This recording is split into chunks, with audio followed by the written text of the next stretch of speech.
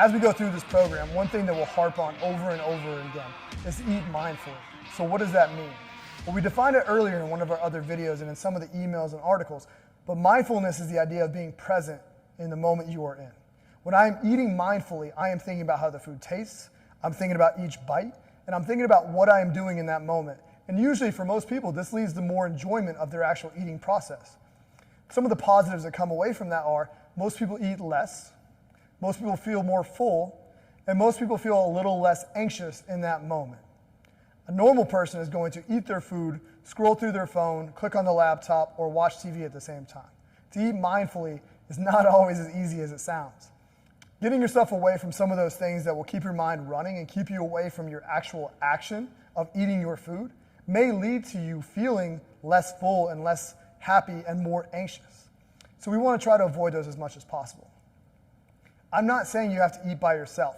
Having people around you is actually a great way to eat mindfully. And you can speak with that person and still enjoy the food in front of you. And we want that. We want that connection and that relationship. We want to avoid eating mindlessly. The times when you're sitting on the couch or at the table, putting food in your mouth without taking any enjoyment out of it, to avoid mindless eating is a great way to reduce some of the unwanted calories and get rid of some of the non-nutrient dense food that we're trying to avoid.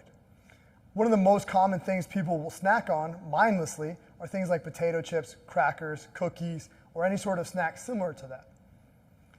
When we are eating those foods, they're so highly processed, they're kind of triggering us to continue to eat those foods, and our portion size becomes larger, and now all of a sudden we've eaten an entire bag or box or whatever they're packaged in. The occasional time when you want to eat these foods should be enjoyed.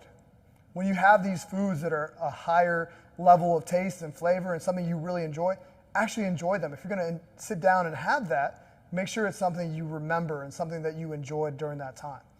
If you're just eating them mindlessly, usually our clients and athletes have a problem with turning their brains off and starting to think mindfully about what they're doing. Typically they're enthralled with other components, and that adds a lot of stress. We want to reduce that stress for overall health, and it will also help your eating habits as well. So, to wrap it all up, mindful eating does not mean you have to eat by yourself and think about every single thing you're doing in that moment. But what it does mean is you need to turn off some of the distractions and be aware of what you're doing and know what you're eating and why you're eating